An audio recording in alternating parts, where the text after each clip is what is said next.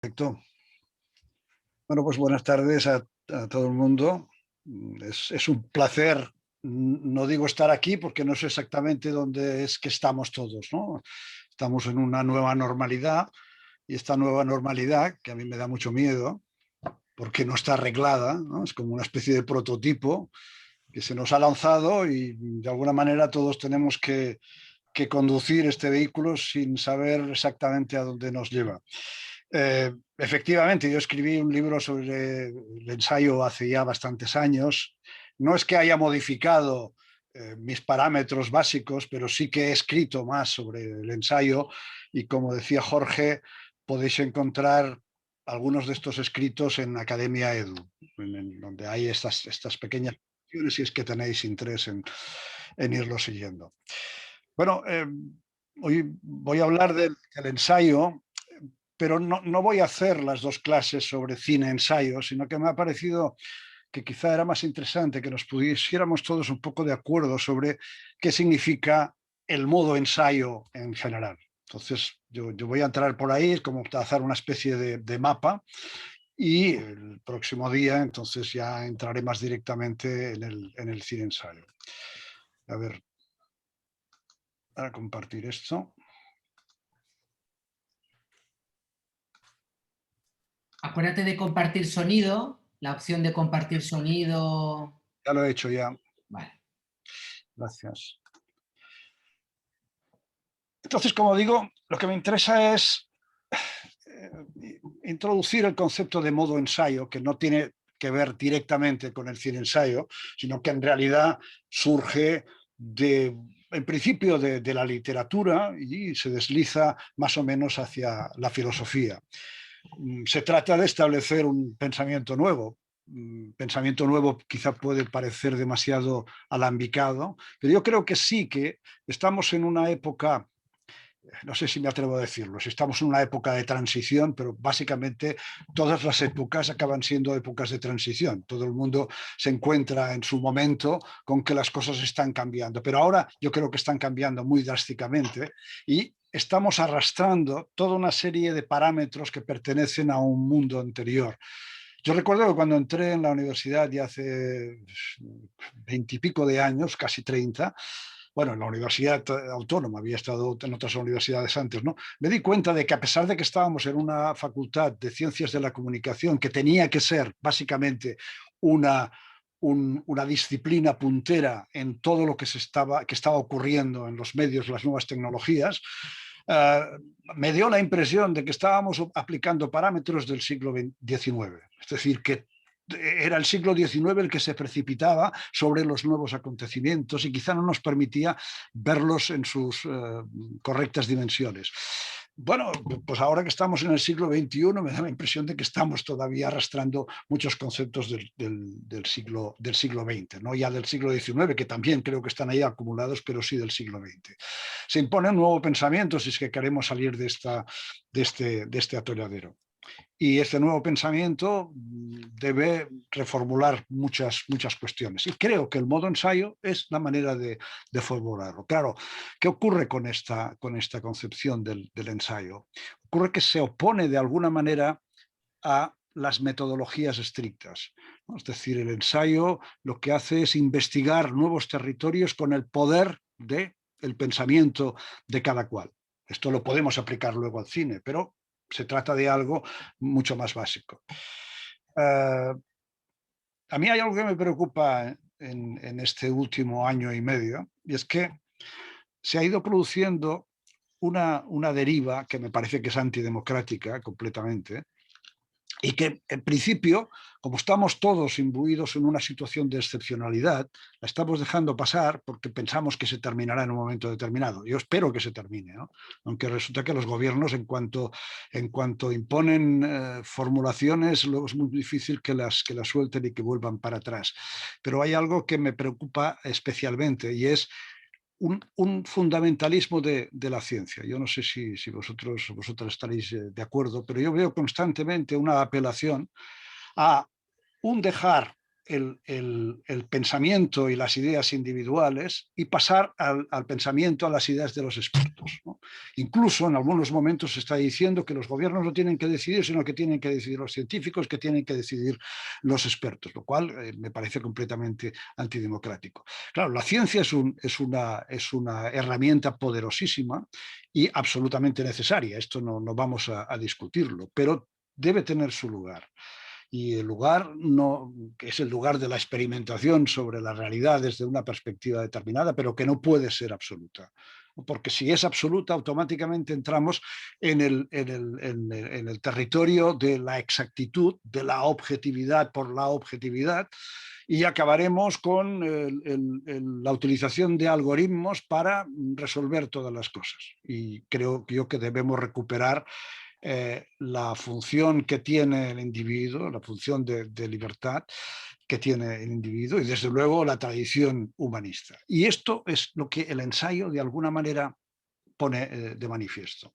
No se trata de sustituir todo, la ciencia, la literatura, todo lo demás por el ensayo, sino de patrocinar de alguna manera nuestra libertad de pensar.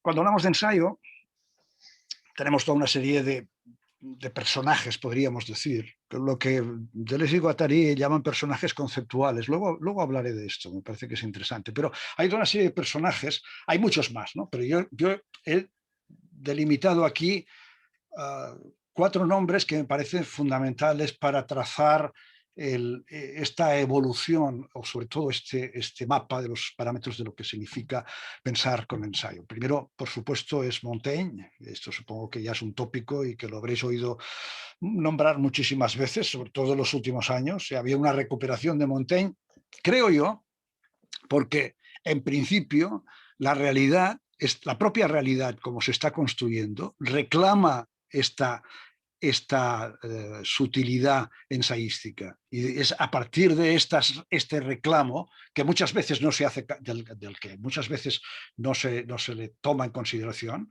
desde ese reclamo surge la figura de Montaigne, que proviene, por supuesto, del siglo XVI-XVII. Bueno, Montaigne lo que establece en ese momento es algo insólito, establece una forma de escribir que no es ni la novela, que no es ni la filosofía, que no es el teatro, que es el ensayo. Y el ensayo es como una especie de mezcla de diferentes elementos, una mezcla de géneros, muy personalizada. Es decir, Montaigne se retira a su castillo, era un aristócrata, se cansa, digamos, del mundo, se retira a ese castillo y desde allí hace una operación muy curiosa, ¿no? Es decir, desde estar retirada del mundo, lo que hace es contemplar el mundo. Y empieza a escribir pues, sobre cuestiones que pueden ser muy filosóficas o muy banales. Escribe sobre la amistad, sobre el amor, sobre la política, de una manera muy peculiar. Y eso es lo que ha quedado, digamos, como base de lo que ha sido la forma ensayística que luego se ha ido empleando de manera más o menos intensa. Walter Benjamin es también otro personaje ya conocido. Durante muchos años ha estado olvidado. Es curioso que a veces algunos autores como que se eclipsan, ¿no? Benjamin escribe entre los años 20, 30 y 40 hasta su muerte, cuando se suicidó en la frontera española, en Portbou, porque él quería huir de los nazis y la policía española no le dejó entrar en España, entonces sabía que iba a ser devuelto a la Gestapo y por lo tanto él decidió suicidarse. Bueno, Benjamin utiliza el arte de la cita, el arte de poder combinar conceptos, elementos que están desperdigados por otros autores, por diversos libros, etc. Y, digamos, en su última obra, la obra de los pasajes, que quedó interrumpida por su muerte, en principio es una especie de ensayo, porque no porque es un ensayo, evidentemente, porque él siempre escribe como un ensayista, sino también porque aglutina estas diferentes citas que ha sacado de muy diversos lugares. Si contemplamos el ensayo fílmico, con detenimiento, nos daremos cuenta que tiene muchas convergencias con esta idea de utilizar las citas. Las citas en el ensayo fílmico pueden ser visuales, pueden ser orales, pueden ser textuales, pero hay ahí algo de lo que Benjamin estaba intuyendo. Podríamos titularlo la fuerza iluminadora del fragmento, ¿no? Estos fragmentos que de pronto al conjuntarse unos con otros provocan nuevas ideas. Lukács, por su parte, es un antiguo filósofo marxista, hoy también de alguna forma bastante olvidado, pero tiene una perspectiva sobre la novela que es muy interesante, sobre el realismo también, y el ensayo fílmico no es realista, pero como está dentro del ámbito del documental, se refiere a la realidad y por lo tanto podemos encontrar en estos escritos de Lukács sobre el ensayo elementos que nos permiten comprender qué significa el ensayo. Habla, por supuesto, del ensayo literario y habla de algo muy importante, que es la utilización de los elementos ya confeccionados, que es lo que de alguna forma hace el ensayo, es decir, buscar imágenes, fijar elementos que ya están utilizados, por ejemplo, en el caso del archivo, y utilizarlos de nuevo, ponerlos de nuevo en funcionamiento, producir con ello nuevas ideas. Si examinamos estos diferentes autores, nos damos cuenta de que de ellos podemos extraer elementos que podríamos adjudicar inmediatamente al ensayo fílmico. Esta es mi intención. Finalmente, Adorno, que es uno de los grandes filósofos del siglo XX, que tiene un librito, no sé si lo veis, aunque se me oculta por el fondo este que he puesto yo. Bueno, No se ve, no se ve. no se ve porque se confunde, como es verde se confunde con el fondo. Bueno, es el ensayo como forma. Un pequeño opúsculo resume claramente lo que significa el ensayo en el siglo XX. Por un lado, es anticartesiano, es decir, critica el método de Descartes, ese método que empieza con el yo pienso, luego existo, y empieza a partir de ahí, es decir, a recorrer toda la realidad para volverla a pensar. Este método cartesiano yo creo que no tiene por qué ser criticado, pero en principio lo que hace Adorno es criticar el método en general, ¿no? Pone por lo tanto el pensamiento por delante del método. Yo creo que esto también es importante. Las metodologías de alguna manera coartan libertad al pensamiento. Eso no quiere decir que tengamos que eliminar todas las metodologías, ¿no? No tenemos por qué abandonar la lingüística, la semiótica, la economía, la filosofía, lo que sea, no tenemos por qué abandonarlo. Pero normalmente lo que se hace es poner por delante esto. Es decir, por ejemplo, las tesis doctorales. Es muy difícil todavía hacer tesis doctorales utilizando el ensayo. ¿Por qué? Porque se busca el método. Y entonces tienes que justificar de alguna manera por qué estás haciendo aquello y por qué camino lo vas a hacer. Entonces, si eliges ese camino, si eliges la semiótica, no es lo mismo que si eliges la perspectiva filosófica, no es lo mismo que si eliges una perspectiva literaria o lo que sea, ¿no? Entonces, el método está ahí delante y se utiliza como filtro. Adorno nos está ayudando a pensar de otra manera. Es decir, en todo caso, detrás ya vendrá una cierta metodología, o quizá algo mucho mejor, algo que se está insinuando en el nuevo pensamiento, que sería un conglomerado de metodologías. Bien, este sería, digamos, el panorama que tendríamos hasta ahora. Y la forma ensayo, en este sentido, tendría muchísimos más elementos que estos que pongo yo aquí, pero creo que estos son fundamentales, ¿no? Y hay que tenerlos en cuenta. En el ensayo, y en el ensayo fílmico también, y esto es importante porque muchas veces cuando hacemos ensayos fílmicos nos olvidamos de que de alguna manera el ensayista o la ensayista siempre ha partido de un determinado tema, ¿no? Es decir, el tema al final va a quedar un tanto diluido. Si miráis los ensayos de Marker, Marker tiene un tema, pero automáticamente empieza a buscar exploraciones, empieza a buscar diferentes imágenes, va desarrollando perspectivas de ese tema, hasta que al final el tema se ha convertido en una especie de constelación muy amplia. Es decir, es esta exposición temática, pero a través de diferentes exploraciones de la imagen, del sonido, de diferentes elementos. La enunciación no es lineal. O sea, normalmente actuamos de forma muy aristotélica, es decir, presentación, nudo y desenlace.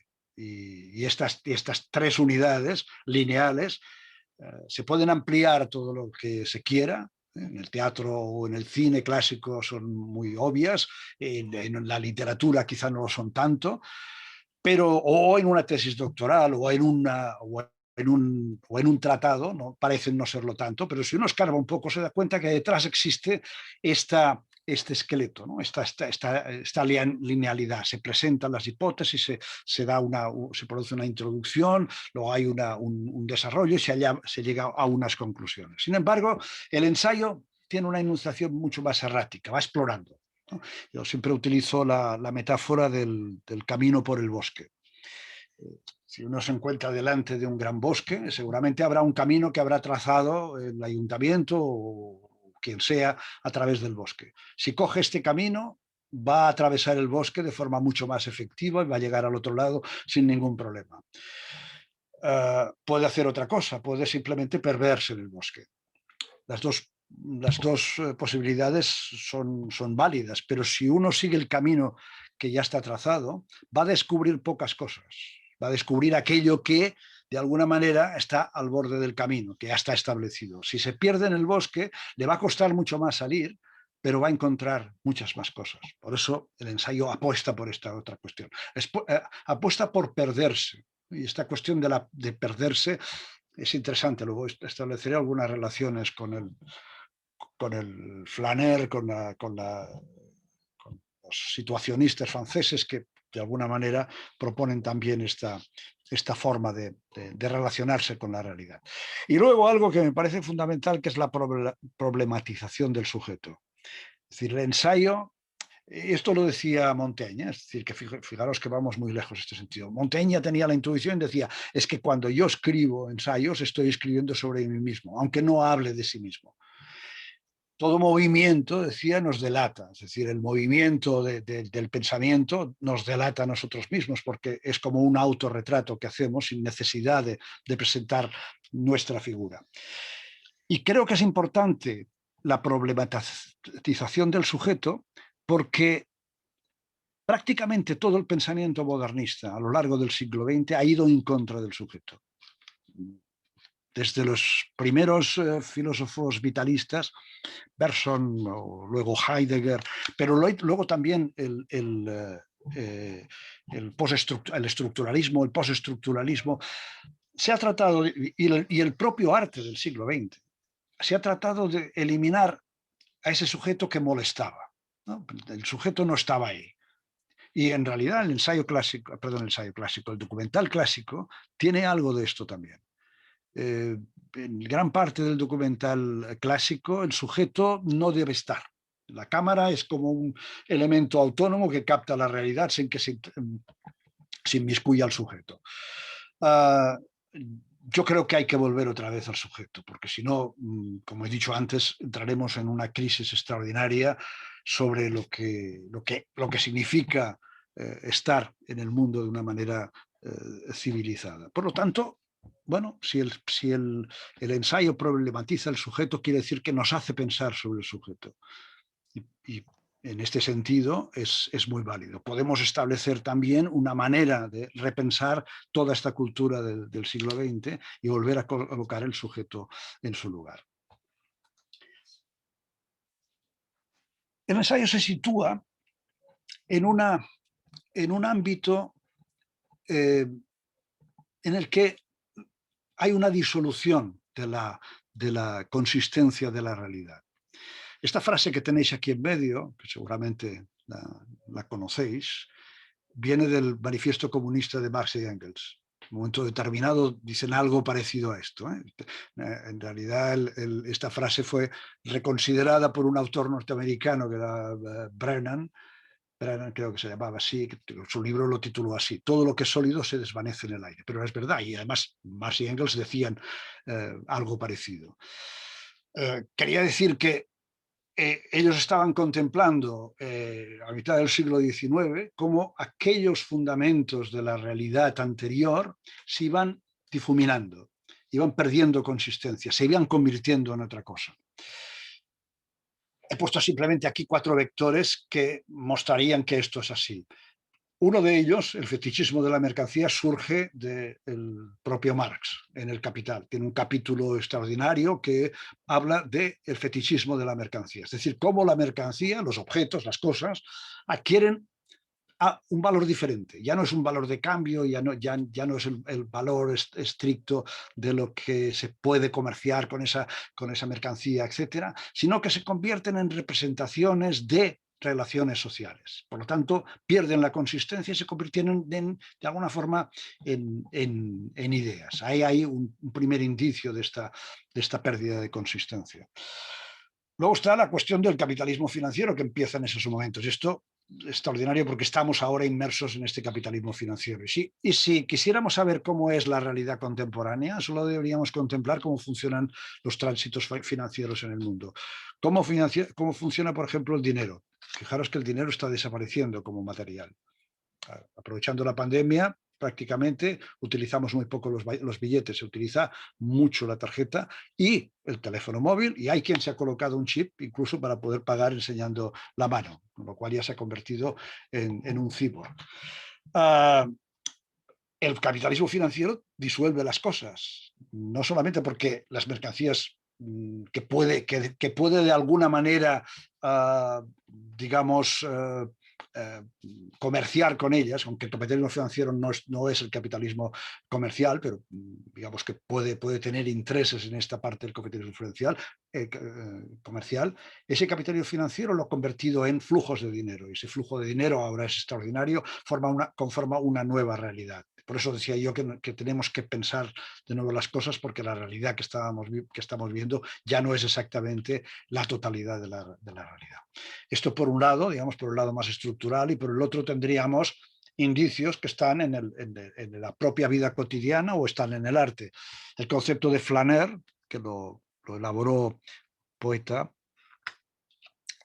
Baudelaire, y que lo recogió Benjamin, y Benjamin hizo un estudio extraordinario sobre el París como capital de la modernidad, es decir, el país del siglo XIX, y ahí tuvo una serie de intuiciones que pueden ser perfectamente aplicadas extendidamente a nuestra realidad actual, y una de estas figuras era precisamente el flaner, y como el flaner era esa persona que se paseaba por la ciudad sin un rumbo fijo e iba descubriendo cosas de esa ciudad, es decir, la percepción de los fragmentos.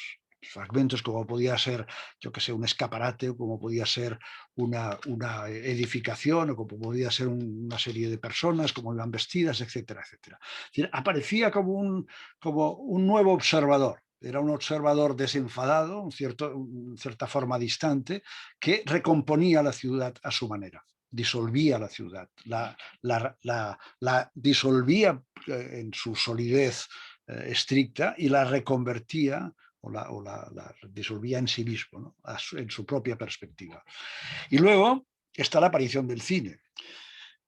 Si quisiera entrar más en esto, deberíamos ir a la fotografía, pero me parece que el cine en este sentido sobrepasa, extiende la fotografía con su introducción del movimiento en el fenómeno fotográfico. Y por lo tanto, podríamos decir, si se introduce el movimiento en el fenómeno fotográfico, ese fenómeno fotográfico que no dejaba de ser positivista, es decir, que captaba esa realidad óptica de una manera muy, muy estricta y estable, lo disuelve a través del movimiento. Y aparece este flujo espacio-temporal que es característico del cine, que de luego volveré a hablar cuando hablemos de las diferentes formas de imagen dentro del cine. Bueno, pues este flujo es el que adquiere el film-ensayo. Si pensamos que el cine es flujo espacio-temporal, que hay un documental clásico que evidentemente se une a este flujo, pero que arrastra tras de sí el concepto de realidad positiva, realidad visible, realidad objetivable, el film-ensayo sería un flujo encima del flujo. Es decir, teniendo en cuenta este flujo del cine clásico y otros tipos de cine, encima habría una forma de pensar a través de este flujo que sería el del cine-ensayo. Ahí, entre todo esto, lo que estoy intentando esbozar es la idea de pensamiento complejo. La complejidad es absolutamente necesaria en el mundo contemporáneo, pero es muy difícil. Estamos pensando de forma muy simple. Y la pandemia del COVID nos ha vuelto más simples todavía, porque verdaderamente lo que hay son directrices, pero nada de pensamiento. Podemos encontrar por ahí desperdigados pensadores y filósofos que de alguna manera han intentado introducirse en este magma tan solidificado que significa la pandemia. Pero en los medios, en los políticos, hay muy poco pensamiento. Y sin embargo necesitamos un pensamiento complejo.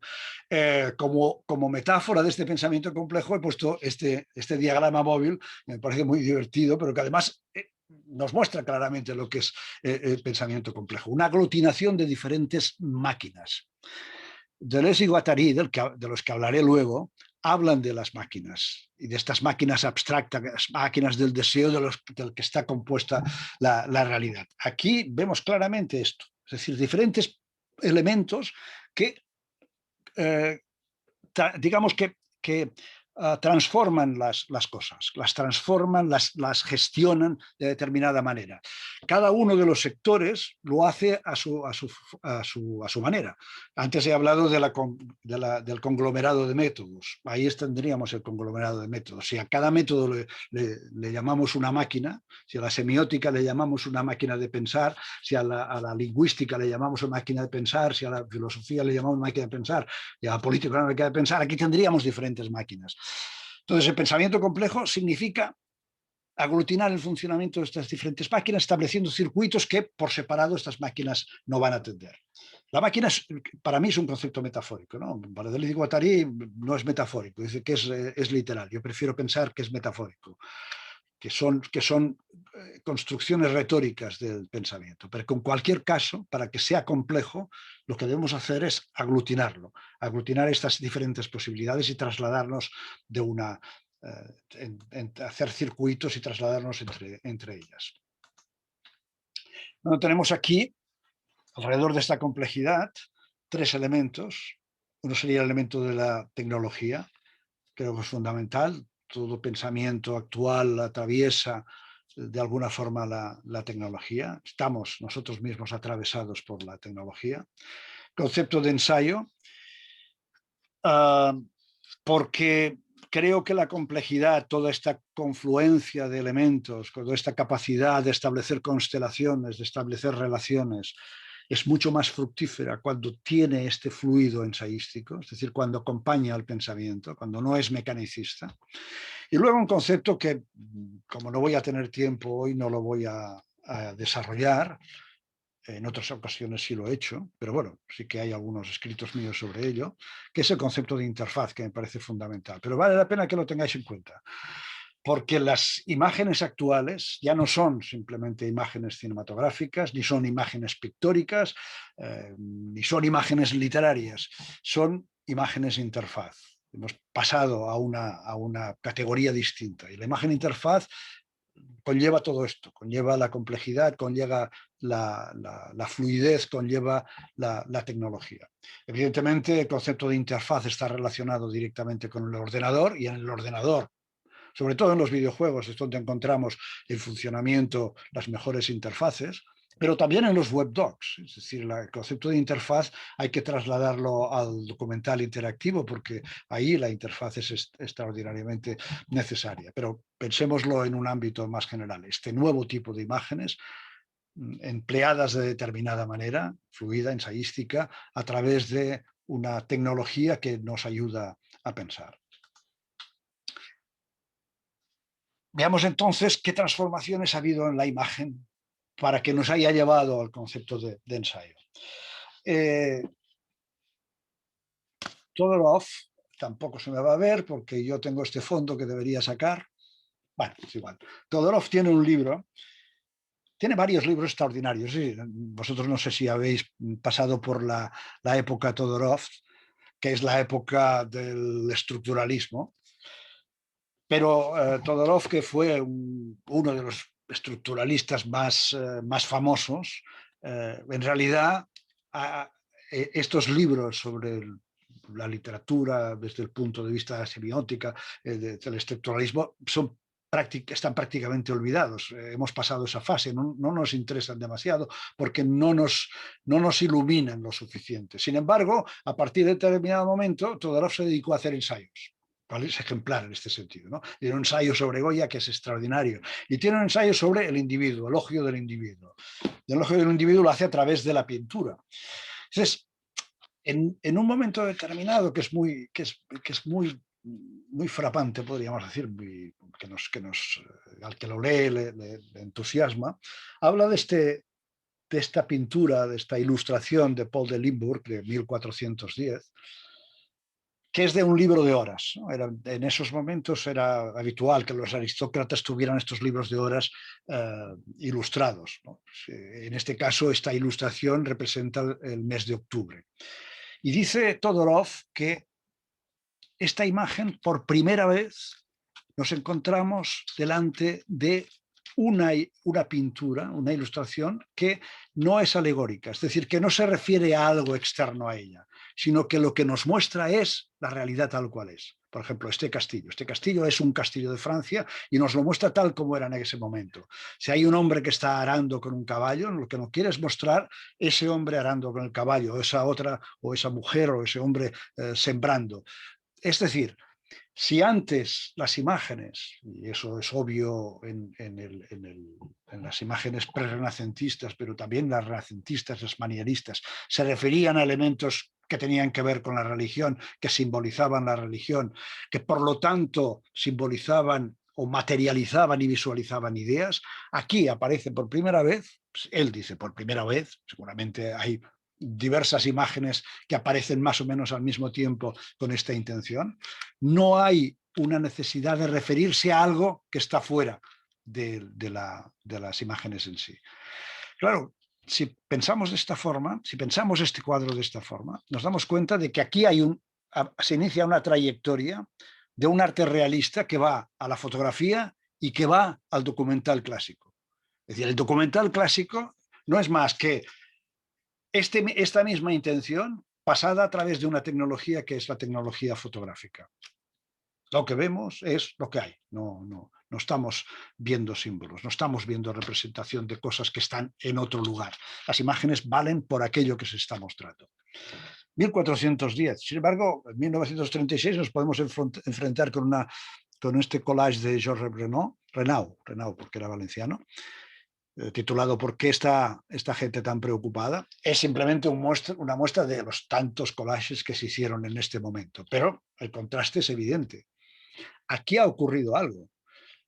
Aquí las imágenes vuelven a ser representaciones de ideas y están ahí en un conglomerado que no es el conglomerado realista anterior.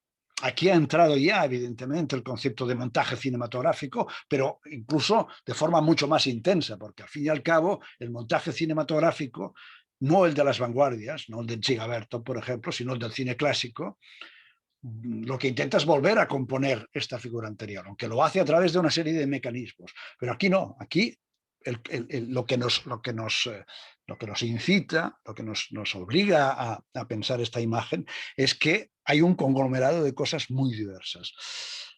Y esas cosas diversas vuelven a representar ideas. Pero fijaros que aquí hay un mecanismo, un cruce extraño de mecanismos, ¿no? Antes de este cuadro de Limburg, la alegoría era una forma por la que las cosas representaban ideas. En el momento en que Renaud hace este collage, se ha producido una inversión que Benjamin la ubica ya en el siglo XIX. Y es que no son las ideas las que se representan en las cosas, sino que las cosas representan ideas.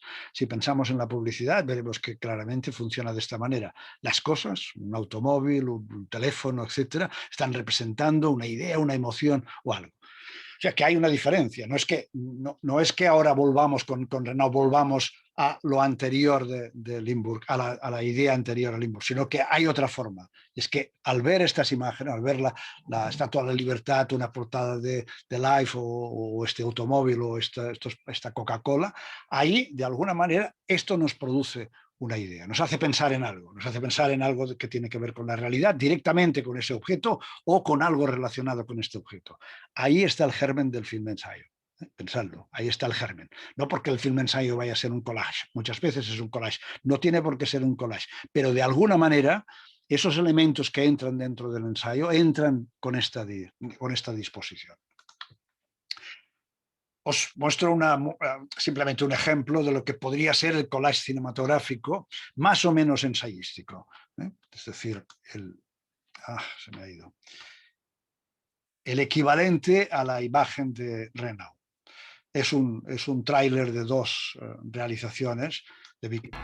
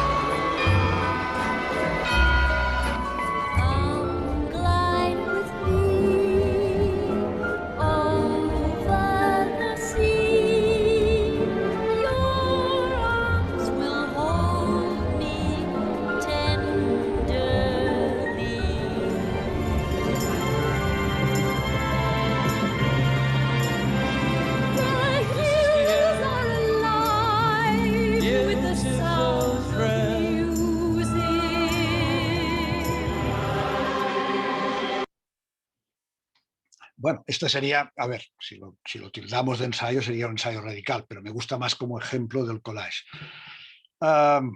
Aquí de todas maneras hay pensamiento, estas superposiciones, esta contraposición de diferentes elementos fílmicos, sobre todo la superposición, la creación de capas distintas, queráis que no, es una forma de pensar, es una producción de ideas, nos produce ideas. Es una deriva un poco peligrosa porque muchas veces, sobre todo los estudiantes, tienden a lanzarse a hacer simplemente los collages, tiene que ver con la estética vanguardista, pero no trascienden este collage hacia el ensayo típicamente. Las últimas películas de Godard, cuando digo últimas, digo las de hace ya 20 años, de alguna manera son muy ilustrativas de las posibilidades que hay de pensar a través de estas contraposiciones y estas superposiciones, sobre todo esta creación de capas, ¿no? Pensemos en Histoire de Cinema, pero también todos sus ensayos. Es decir que, a ver, no nos tenemos que tomar al pie de la letra esta posibilidad como una finalidad, sino como la ilustración de una forma retórica que se puede utilizar de manera muy determinada. El otro día tuve ocasión, por ejemplo, de ver Adiós al lenguaje de Godard, una película ya de hace bastantes años, que la hizo en 3D. Yo nunca había podido acceder al 3D. La conocía en el DVD clásico, digamos, ¿no? Viéndola en 3D, la película se entendía muchísimo mejor. Godard había conseguido desarrollar un lenguaje nuevo a través de la tridimensionalidad. O sea, la tridimensionalidad no se quedaba simplemente en producir un mayor realismo, que es lo que ocurre muchas veces en las películas de 3 dimensiones, ¿no? Trata simplemente de que sean más realistas, que te da la impresión de que puedes estar dentro de ellas o que lo que hay en la pantalla se acerca a ti. Sin embargo, Godard lo que hacía era crear nuevas conjunciones. Y esas conjunciones a través de esa profundidad te llevaba hacia las ideas. Por lo tanto, siempre en el caso del ensayo hay que ir un poco más allá de la cuestión estética, ¿no? Y quedarse en el hecho de que esas 2 imágenes conjuntadas o estas imágenes superpuestas son estéticamente potentes. Tiene que haber algo más. De todas maneras, la propia estética muchas veces ya te arroja al ámbito de las ideas, pero es mucho mejor cuando el ensayista aprovecha esta posibilidad para realmente desarrollar las ideas. Nosotros nos encontraríamos delante cuando hablamos de ensayo, pero también cuando hablamos en general del nuevo documental, de un documental complejo, ¿no? Si arrastramos todo esto que he venido diciendo hasta ahora y lo acumulamos en el documental, se produce una efervescencia que nos lleva a otro tipo de documental. Hagamos un pequeño recorrido por el desarrollo del documental, pero muy rápido, porque esto ya lo conocéis. O sea, partimos de un momento fundacional de Grierson, ponen en marcha el documental clásico.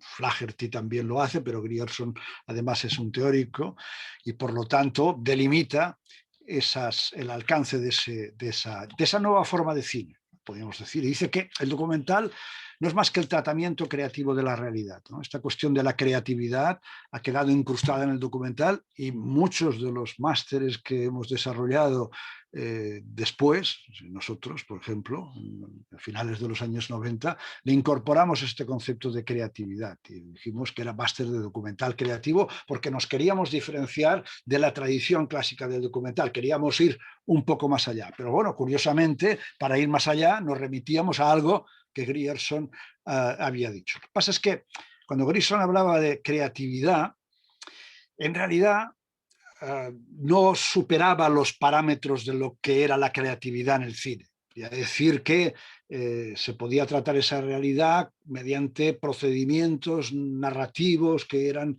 parecidos a los del cine, aunque para ellos Grierson guardaba unos parámetros muy específicos. Bien, este arco del documental clásico podemos decir que va desde 1920 a 1990, porque a partir de 1990, de la última década del siglo, se produce un cambio fundamental que introduce una nueva forma de documental que se puede denominar postdocumental. Porque es documental, pero va más allá. Documental expandido, pero se podría decir también, pero documental expandido se ha empleado ya antes para otras formas del documental. Es documental expandido, pero yo prefiero llamarlo postdocumental porque tiene todo el pozo del documental, pero implica unir más allá. Colocar fechas a las cosas siempre es un poco problemático, porque 1990, ¿no? Pues que hay algunos, podríamos decir, postdocumentales o documentales anteriores que se podrían incluir en postdocumental. Ya, por ejemplo, Orson Welles realiza Fake en 1972-73, me parece, y Fake es el ensayo por excelencia, ¿no? Pero está fuera del parámetro de ensayo. Barker también hace ensayos en 1957, que en Carta de Siberia, por lo tanto es ya muy anterior, o Sans-Soleil, que es de principios de los 80. Pero bueno, digamos que estas cartografías sirven un poco para que nos situemos. Porque, ¿qué ocurre? Que antes eran excepciones estas posibilidades. Después de 1990 empiezan a convertirse no en excepciones, sino en la norma. El documental clásico sigue existiendo, por supuesto, sigue existiendo y además con mucha fuerza, pero la energía se transmite a ese post-documental. Tampoco me voy a extender demasiado en los modos de Bill Nichols, porque también ya os habrán explicado o ya lo habréis leído. Nichols es fundamental para entender ese documental clásico. Es fundamental porque establece esta cartografía, que es para lo que sirve. Él no dice que todos los documentales se vayan desarrollando a partir de 1920 a través de estos pasos estrictos y que un paso o un modo elimine los anteriores, sino que en realidad se van superponiendo, y esta es una característica que encontramos también en el postdocumental. Pero bueno, está bien darnos cuenta de que del documental expositivo, que es el más clásico, que también puede ser un documental poético, se pasa al documental observacional. Curiosamente, en el imaginario cultural, podríamos decir, el documental observacional ha quedado como la esencia del documental, ¿eh? Es decir, colocar la cámara y esperar que la realidad se manifieste a sí misma y por lo tanto la puedas recoger, desde Weisman en adelante. Y muchas veces también nos encontramos cuando los alumnos hacen proyectos que normalmente vienen siempre con la idea de que van a hacer un documental observacional, porque al principio parece lo más fácil. Entonces es documental observacional o ensayo, porque las dos cosas parecen fáciles. Que el de observacional es dejar la cámara y que capte la realidad, y el de ensayo es simplemente parece, ¿no?, el unir una serie de imágenes. Ni una cosa ni la otra, ¿no? El documental observacional requiere también una observación previa, requiere un estudio de campo, requiere un estudio de qué es lo que vas a filmar para poder poner la cámara en el lugar adecuado, saber dónde hay que mirar, etcétera. Pero bueno, digamos que la cuestión superficial, que es la que se destila luego en las formas culturales, queda como que el observacional sería el documental más clásico, el documental interactivo en el que hay ya una forma de relacionar de los personajes, o los caracteres cuando hablan directamente a cámara. Algo que ocurre curiosamente cuando aparece la televisión. En la televisión hay esa interacción directa y el documental de alguna forma también lo recoge. El cinema verité en los años 60, en el que la tecnología ahí es muy importante. Es importante también en los otros documentales, los otros modos anteriores, pero en los años 60 la disminución del peso de los instrumentos, sobre todo de la cámara, hace que la cámara esté más unida al cuerpo, a los movimientos del cuerpo, que se pueda transitar por la realidad con esa cámara en lugar de que la cámara pesada de 35 milímetros esté asentada en un trípode, etcétera, etcétera. De manera que también, si hablaba de esta idea, de esta noción de lo que es el documental, señalando lo observacional, deberíamos decir que también se le une esta idea de la cámara móvil, la cámara introduciéndose en la realidad para confeccionar la idea de lo que es el documental. Idea, digamos, un tanto equivocada, un tanto esquemática, pero que resume todo este conglomerado. El documental reflexivo, que no es exactamente el ensayo, aunque en algunos casos se puede decir que son protoensayos estos documentales reflexivos. Nichols, al hablar del documental reflexivo, lo que está diciendo es que en un momento determinado el documental se hace consciente de sí mismo y de las limitaciones que tiene. Y entonces, eh, por el prurito de mostrar la realidad en todas sus dimensiones, se entienden los documentalistas, que deben mostrar también los elementos, los aparatos que entran en la confección del documental. Y así aparece entonces la cámara dentro del propio documental, lo cual no deja de ser una paradoja, ¿no? Porque si introduces una cámara dentro del plano, quiere decir que hay otra cámara que está tomando ese plano, lo cual quiere decir que el reflexivo es como una especie, lo cual reflexivo es como una especie de callejón sin salida. Si llegamos ahí, queremos mostrarlo todo, queremos mostrar a lo mejor cómo se hace el montaje, etcétera, etcétera, pero eso implica un punto de vista exterior. Y a partir de aquí, en otras elaboraciones, como sabéis, pues Nichols y otros autores llegaron a la idea de que se estaba desbordando todos estos conceptos, todos estos modos, y Nichols creó este concepto de performativo, que tenía que ver un poco con las emociones, el hecho de que el documental, que había sido un documental no emocional en general, en los modos anteriores, aunque es muy difícil decir que no hay emoción en el cine documental, porque el cine documental muchas veces emplea técnicas narrativas que son cinematográficas, como las de ficción, y por lo tanto las emociones están allá. Las emociones están siempre en las imágenes, pero en cualquier caso aquí había un interés por las emociones y había un desborde de diferentes modos que no estaban en estos modos, y por lo tanto ahí se elaboró el concepto de performativo. Observad que lo he puesto en círculo porque poniéndolo en lineal, es decir, una especie de flecha lineal como lo tenía muchas veces antes, daba la impresión de un movimiento teleológico, ¿no? Es decir, que iba hacia una finalidad, de manera que cada modo sería una ampliación, una extensión, una forma más o una forma mejorada de los modos anteriores. No es así. Y como he dicho yo antes, ya los modos se superponen y en realidad lo que van apareciendo son nuevas maneras de entender la tecnología, la realidad, etcétera, pero no necesariamente mejores, y al final todos ellos se siguen barajando. Ahora bien, ¿qué es lo que está ocurriendo a lo largo de todo todo este tiempo. Aquí lo he intentado resumir, ¿no? Cuando aparece el cine casi inmediatamente se divide en estas tres vías: cine de ficción, cine documental y cine de vanguardia.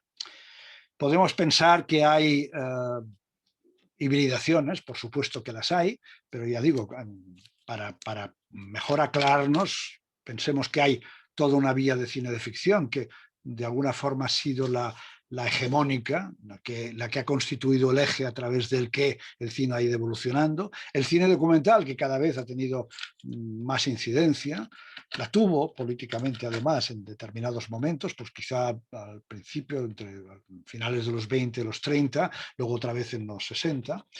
Y el cine de vanguardia, es decir, el cine que de alguna manera arrastraba el concepto de vanguardia que había implementado el arte en esos momentos.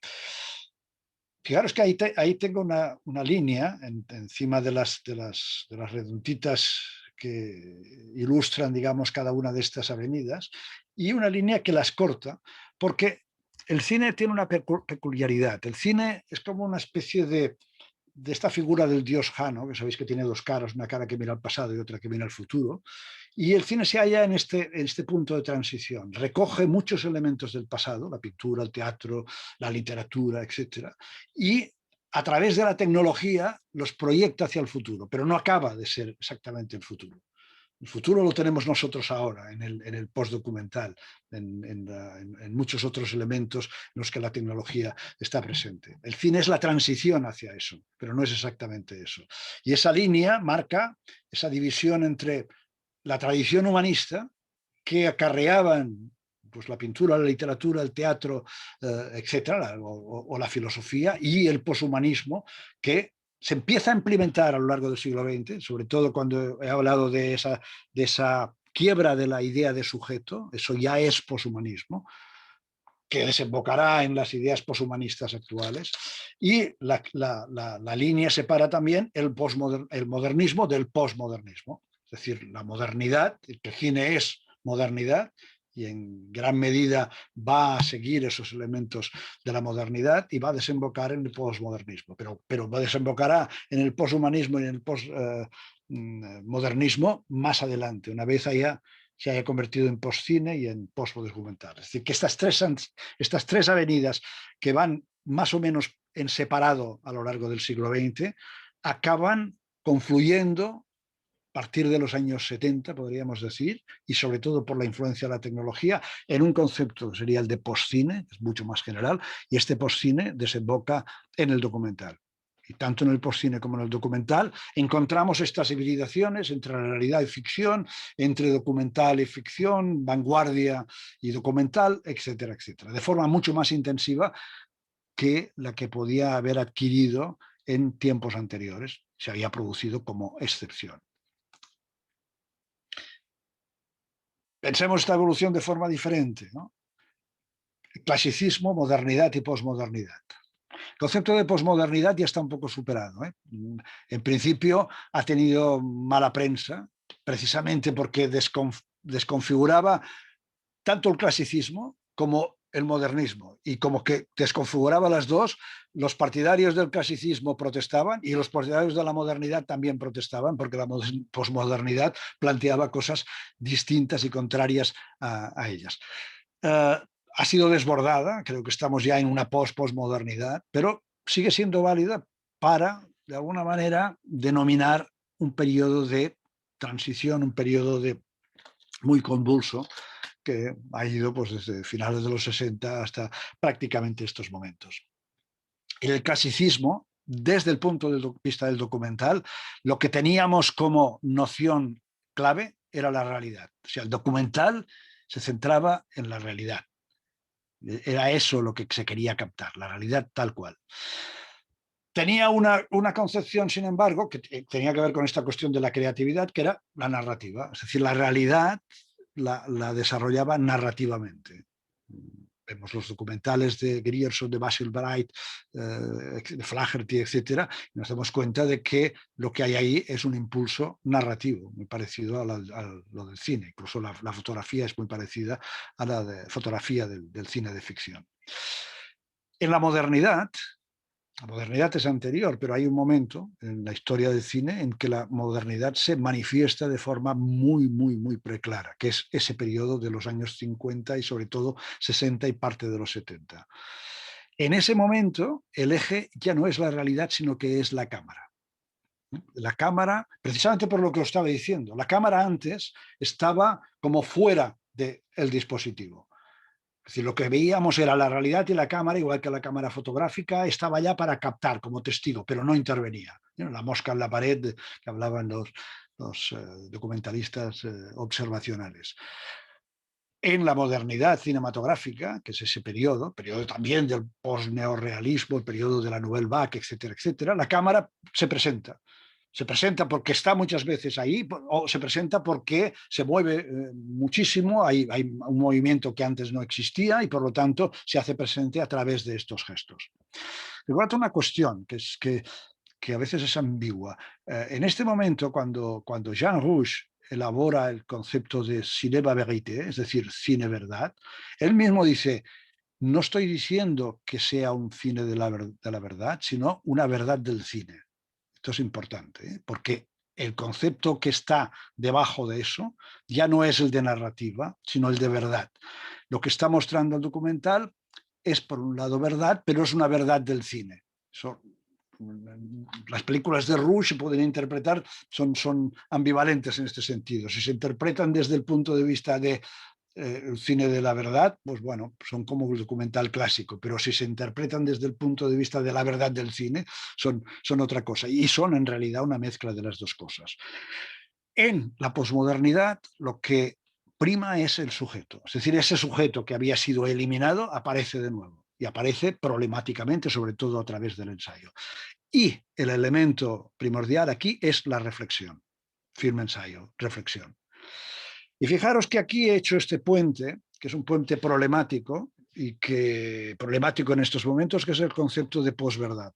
El concepto de posverdad es muy ambiguo, no parece que sea ambiguo, es decir, para la realidad en que estamos ahora, que es una realidad absolutamente plana, el concepto de posverdad no tiene vuelta de hoja, es negativo. Desde que salió en el Oxford Dictionary hace unos años como palabra del año, desde que se empezó a hablar de esta posverdad y que se ha unido con las fake news, etcétera, etcétera, es decir, con las partes negativas, aparece como una cuestión absolutamente negativa. Sin embargo, la posverdad implica algo más. Implica la superación de las verdades absolutas. Es decir, ya no creemos en verdades absolutas, ya no creemos en estamentos que nos dicen lo que es verdad. La religión, la política, los jefes de gobierno, los telediarios, etc. Vivíamos en esta o los métodos, ¿no? Es decir, ya no es eso, sino que entramos en una zona mucho más peligrosa, de alguna manera, porque nos obliga a pensar por nosotros mismos. Y ahí estamos también en la posverdad. Por lo cual quiere decir que estamos en medio de un concepto que tiene las dos caras, que puede ser positivo, puede ser negativo. Este es una característica de la realidad actual, de la ética actual. La ética actual ya no es binaria en el sentido de la contraposición. Tiene que ser bueno o malo, negro o blanco. No, y tampoco es gris, sino que es las dos cosas. Puede ser negro, puede ser blanco, puede ser malo, puede ser bueno, puede ser positivo, puede ser negativo. Se trata de que se utilice de determinada manera. Entonces, claro, fijaros que el concepto de posverdad establece un puente entre el concepto de verdad de la modernidad y el concepto de reflexión de la posmodernidad y, por lo tanto, del ensayo. Por lo tanto, el ensayo entra en este régimen de posverdad, pero no tiene nada que ver con la posverdad de las fake news, sino que con una verdad reflexionada. O sea, no una verdad, sino unas ideas que se van elaborando, que tienen una vigencia determinada, pero que no se establecen como ideas absolutas. Pensad que uno de los elementos de la transición entre el documental clásico y uno de los modos de la transición entre el documental clásico y el postdocumental fue el fake, es decir, el falso documental. siguen haciéndose falsos documentales, ¿no? Pero me parece que fueron trascendentales en ese momento de transición. ¿Por qué? Precisamente porque se situaban en este lugar. Es decir, los fakes se sitúan ahí. Los fakes no quieren mentir, sin embargo mienten. Entonces, cualquiera que esté instalado en el pensamiento único actual dirá, pues este documental es un falso documental, me está intentando engañar, por lo tanto es un fake news, o es un conjunto de noticias falsas, o es una tergiversación de la realidad. No, no era esto así. Lo que se quería era precisamente señalar ese punto en el que el concepto de verdad absoluta se disolvía en otro elemento. Bueno, entonces yo lo que he hecho ha sido elaborar, en lugar de concepto de modos, elaborar una serie de conceptos, o sea, una serie de formas a través del concepto de giros. Los modos eran quizá más estables en el documental clásico. Los giros implican, bueno, la estabilidad tampoco está en todos ellos, pero implican una vuelta, ¿no? Es decir, que en el caso de los modos, lo que iban apareciendo eran nuevas formas de enunciación, conforme el pensamiento del documentalista o la documentalista y la incidencia de la tecnología iba produciendo nuevas posibilidades. Pero aquí se trata de girar, ¿no? En cada momento hay un gesto, digamos, es un gesto estético, pero un gesto también ideático, por el que se produce un giro y lo que estaba enfocado hacia un lado se enfoca hacia el otro. Por ejemplo, el caso del giro subjetivo es obvio. O sea, no había subjetividad en general en el documental anterior. No lo había porque de alguna forma el documental no dejaba de ser el brazo estético de la ciencia. Y la ciencia no quiere la subjetividad, la ciencia no puede con la subjetividad, porque la ciencia es objetiva. Y en el momento que introduces el sujeto, introduces indeterminaciones, y no puede haber indeterminaciones en la ciencia. Las hay. Y este es el gran problema actual, que nos ponemos en manos de la ciencia como si la ciencia nunca hubiera dudado. Y la ciencia está constantemente conversando y dudando. Y esa es una de sus grandezas. Pero la concepción de estos momentos es no. Los científicos tienen la verdad y los científicos nos van a decir lo que tenemos que hacer. Vale, la subjetividad en el postdocumental es un giro trascendental, un giro además que organiza a todos los demás, ¿no? La cámara estaba mirando hacia afuera, de pronto la cámara, y esto es metafórico, la cámara se gira y mira al propio documentalista. Lo mira desde forma metafórica, es decir, el documentalista, la documentalista se interesa por su propia presencia, por su propia intimidad, por las razones de sus emociones, de sus pensamientos, etcétera, etcétera. Hay luego un giro emocional en el que se incide más en esta profundización y se dedica a explorar las emociones. Documentales que utilizan las emociones como forma retórica para explorar la realidad o exploren las propias emociones o las emociones que surgen de la realidad. También esto es un giro trascendental. No había emociones supuestamente en el documental clásico. O no las había o no se quería contar con ellas. Tener en cuenta que las cosas a veces son así. Las cosas están ahí, pero si no se quiere contar con ellas, pues es como si no existieran. Creo yo que los documentales clásicos, muchos de ellos producen emociones, pero no había una investigación sobre las emociones. El giro emocional, giro melodramático, yo lo he llamado muchas veces también, porque son emociones en algunas veces exageradas, precisamente para poder mostrarlas en toda su dimensión, se dedica a enunciar, a explorar, a investigar, a utilizar esas emociones. El giro reflexivo, ahí está el film ensayo.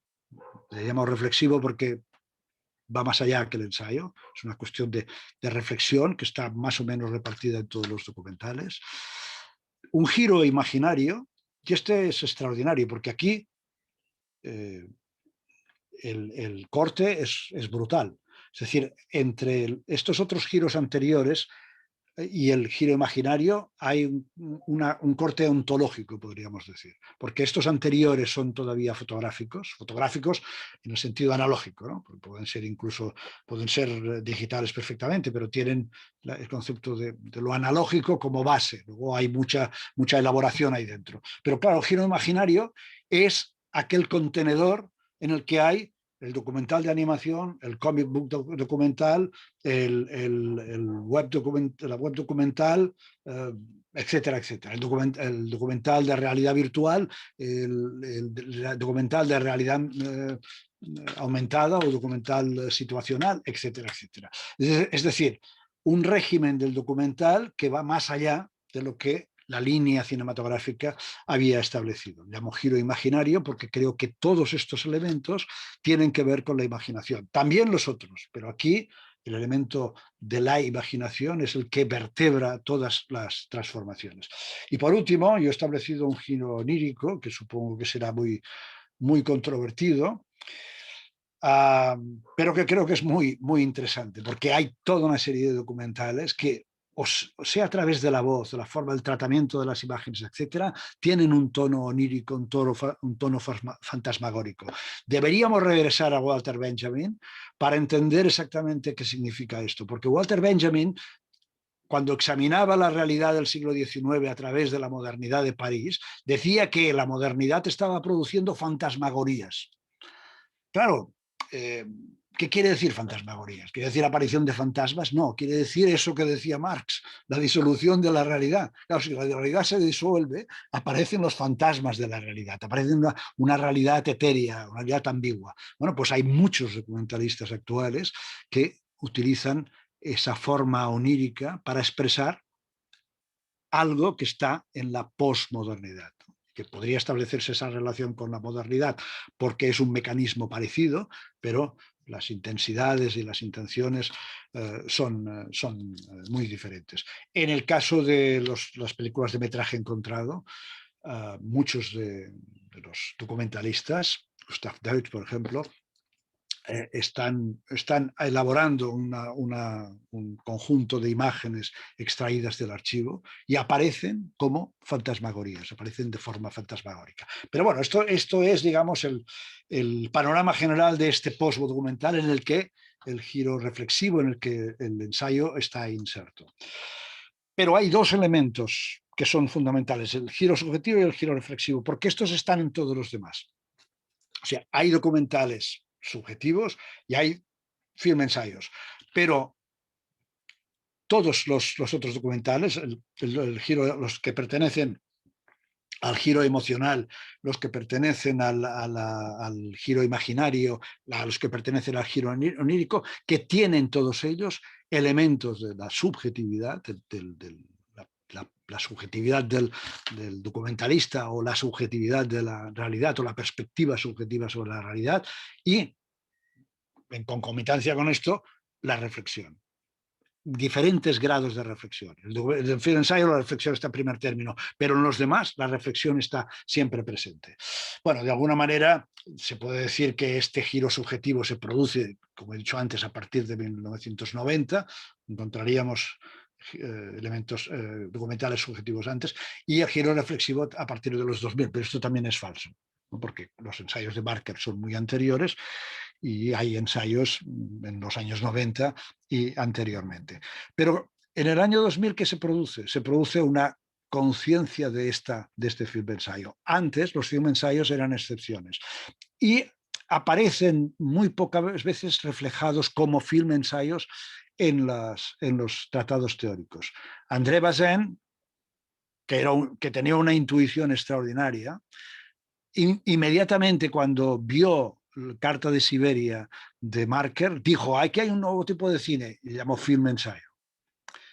Pero el concepto que tenía de ensayo Bazin, como el que tenía Struck cuando habló de la cámara como una pluma estilográfica, era un concepto del ensayo literario.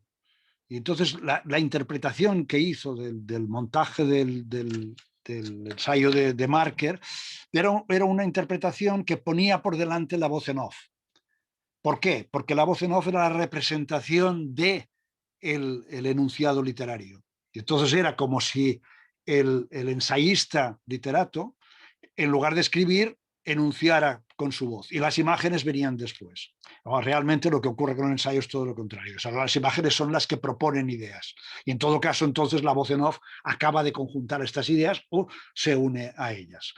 Bazin, ya digo, tenía una intuición extraordinaria, sus análisis son de una profundidad y de una utilidad aún ahora extrema, pero tenía una perspectiva que a mí me parece que está superada absolutamente, que era que el cine, a través de la cámara, nos iba a mostrar los parámetros del tiempo y el espacio tal como estaban en la realidad, de forma transparente. Y no es así como funciona el postdocumental, no es así como funciona, evidentemente, el giro reflexivo. En cualquier caso, subjetividad, reflexividad están, o pensamiento están transversalmente en todos estos modos documentales.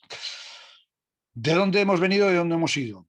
Veníamos de una realidad empírica, de un interés por la realidad empírica, por la realidad que está ahí fuera, de una imagen analógica, documental clásico, de una transparencia, de una imagen transparente, de una técnica o de una tecnología transparente, porque no intervenía supuestamente, es decir, era simplemente como el cristal a través del que pasan los rayos de luz sin mancharse, sin perturbarse. Recordad el mito de la Inmaculada Concepción de María.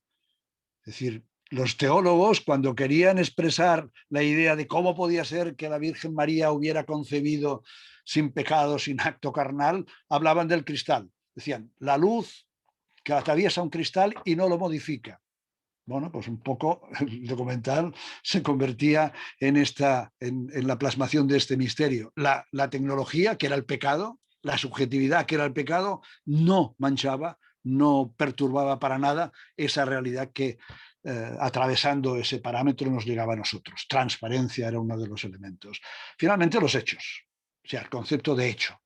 El documental se interesaba por los hechos, los mostraba, incluso muchas veces los confeccionaba a su manera, pero se suponía que detrás estaba el concepto de hecho. El concepto de hecho entró ya en crisis en los años 20, 30, pero no, hasta ahora no nos hemos dado cuenta de que es un elemento complejo, de que el hecho, en fin, hay hechos muy precisos, ¿no? Pues que ahora son las 7:00 de la tarde o que está nublado, esto es un hecho. Pero cuando entramos en hechos, digamos, un poco más elaborados, nos damos cuenta de que ahí hay cosas que resuenan, cosas que son problemáticas. Por lo tanto, de ahí hemos ido al concepto que podríamos llamar deep reality. Hay toda una tradición últimamente de este concepto de deep reality que creo que se acomoda al postdocumental. Es decir, es la realidad porque el postdocumental no ha renunciado a la realidad, pero sabe que la realidad es compleja, sabe que la realidad no llegará tan directamente como se pretendía antes, que hay que incidir en esa realidad de muy diferentes formas. Por lo tanto, hay que profundizar en esa realidad. De alguna manera, se podría decir que el documental clásico, pero también la epistemología clásica, contempla la realidad y las imágenes que reproducen esta realidad de frente, mientras que esta deep reality y el postdocumental contemplan las imágenes por detrás, o al revés, o dicho de otra manera, perdón, va a buscar la realidad a través de las imágenes, a través de detrás de las imágenes. Recordad este concepto que hizo famoso Baudrillard del simulacro. Simulacro, copia sin referente, ¿no? Utilizaba como ejemplo ese cuento de Borges del emperador que quería un mapa fidedigno de su imperio. Entonces los cartógrafos le presentaron un mapa y dijo, bueno, esto es muy pequeño, no representa mi imperio. Le presentaron un mapa mucho más grande, pero también pensaba que eso no correspondía al territorio que él dominaba. Finalmente los cartógrafos no tuvieron más remedio que hacer un mapa que cubría todo el territorio. Entonces el territorio desaparecía y lo que había era el mapa.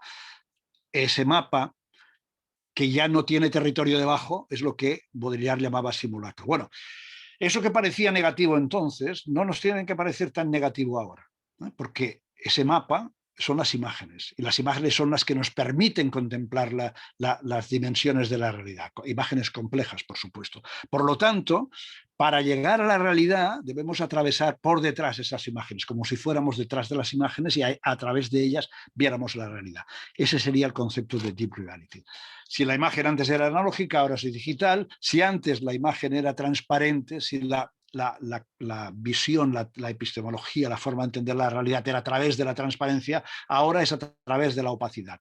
Ahora miramos las imágenes, ahora miramos lo que la realidad compone, lo que compone superficialmente y lo que esta superficie de alguna forma oculta. Hay ese dicho que se adjudica a un teco proverbio chino que dice que cuando alguien señala a la luna, el tonto mira el dedo en lugar de mirar la luna. Bueno, pues digamos que yo propongo la tontería de mirar el dedo y no la luna, porque el señalar es siempre intencional. Y cuando te señalan hacia un lado, lo más probable es que quieran ocultar lo que está en el otro. Por lo tanto, empecemos por mirar el dedo. Ese mirar al dedo, de alguna manera, implica la opacidad. Y los hechos los transformamos en alegorías. Es complicado ahora explicar lo que significa la alegoría, pero recordad lo que os decía antes. Es decir, no son ideas que se han transformado en imágenes solamente, sino que son imágenes que se transforman en ideas. El documental, postdocumental, pero sobre todo el film ensayo, se basa en esto. Es decir, imágenes que son capaces de transportar ideas y provocar ideas. Por lo tanto, a través del movimiento retórico de la alegoría.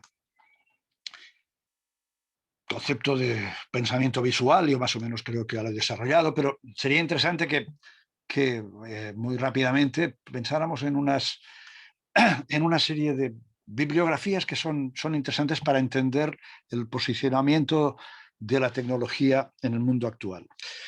Yo me centro en la idea que se elaboró a principios de los años 90, creo que fue Clinton, que declaró que la década de los 90 sería la década del cerebro. Bueno, pues la década de los 90 era la década de los 2000, estamos hablando todavía del cerebro. Lo que pasa es que se habla del cerebro de una forma muy reduccionista, es decir, ya no pensamos en el sujeto, ya no pensamos en la conciencia, sino que todo está reducido al cerebro. Y los neurocientíficos lo que hacen es simplemente intentar encontrar en el cerebro todo lo que somos nosotros como sujetos. Pero hay otras formas de verlo.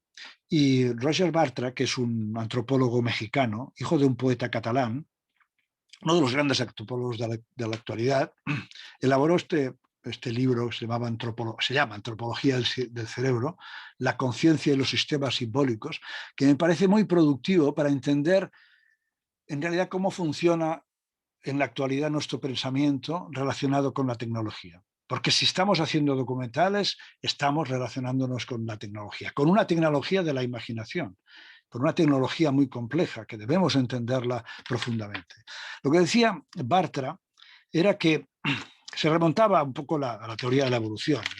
Vamos, como forma de entrar en el tema, decía, siempre se ha dicho que las especies que son más fuertes y más poderosas son las que sobreviven en la dinámica de la evolución. Sin embargo, él insinuaba que quizá en algún momento había sido una especie que era la más débil de todas la que había sobrevivido. Eran los homínidos. Los homínidos no tenían ni el olfato, ni la capacidad de correr, ni la fortaleza que tenían el resto de animales. Pero precisamente porque tenían estas carencias, tuvieron que desarrollar extensiones de su cuerpo y extensiones de su mente para poder sobrevivir. Y empezaron a elaborar herramientas. Estas herramientas, de las cuales posteriormente surgiría el lenguaje, son determinantes. ¿Por qué? Dice Bartra, poco a poco estas herramientas han ido extendiendo el cerebro. De manera que ahora, con estas herramientas de la imaginación que tenemos a nuestro alrededor, empezando por los ordenadores, las cámaras, etcétera, etcétera, resulta que tenemos un cerebro, yo más que cerebro diría mente. Él rechaza un poco la mente porque de alguna manera se introduce en esta corriente neurocientífica en la que el cerebro lo es todo. Evidentemente, sin el cerebro no seríamos nada, sin el cerebro no podíamos pensar, pero no todo está en el cerebro. Hay alguna elaboración cerebral que está basada en los elementos, en las redes neurológicas, pero que elabora un espacio, digamos, determinado, ¿no? Que sería donde está el lenguaje de nuestro pensamiento. Pero Bartra está diciendo, pero como las herramientas y todos estos dispositivos actuales están conectados con el cerebro o con la mente, resulta que tenemos una parte de esta mente en el exterior, en estos instrumentos y en esta tecnología, y otra parte en el interior. Es decir, es un cerebro o una mente híbrida y por lo tanto muy potente. Ahí al lado, a la izquierda, he puesto varios autores que son antecedentes de lo que dice Bartra. Por un lado, Marshall McLuhan, un teórico muy famoso en los años 60 y 70, que hablaba de las extensiones de los sentidos. Bartra va más allá, pero ahí estaría un germen de esto, ¿no? O sea, el teléfono como la extensión del oído, la cámara como la extensión del ojo, etcétera, etcétera. Este es un germen de lo otro, pero lo otro es más importante, porque ya no se trata de instrumentos concretos, sino en general de cómo estos instrumentos tienen elementos que podrían ser considerados mentales y como nuestra mente tiene elementos que pueden ser considerados ontológicos. Alguien que está en la base de todos estos estudios es André Leroy Gurman. Bartra lo cita, y que es un gran estudioso, un gran antropólogo precisamente de estos procesos de hominización, de estos procesos de la construcción de las tecnologías, etcétera, etcétera. Y al otro lado está la alternativa a toda esta posibilidad, y es la posibilidad del poshumanismo. He puesto simplemente dos ejemplos de Rosy Braidotti, que es una de las grandes teóricas del poshumanismo, y me parece de las más útiles en este sentido, porque habla de un poshumanismo que a mí me parece positivo, porque por regla general el poshumanismo parece que quiere simplemente prescindir de nosotros y convertir, es decir, que sean los robots o que sean los humanos transitados por una tecnología que los convierte prácticamente en robots los que tienen que dominar el futuro. Y Rosy Braidotti, desde el feminismo también, introduce una serie de conceptos, en el caso, por ejemplo, del conocimiento poshumano, que son muy útiles para entender estos tránsitos que tiene que hacer el pensamiento hacia una renovación del pensamiento. Si se quiere llamar poshumano, llamémosle poshumano, pero ahí se conserva algún germen todavía de la importancia de lo humano. Y bueno, este libro famoso de Ray Kurzweil, de la singularidad, que está simplemente aquí, pero se estaría aquí para criticarlo.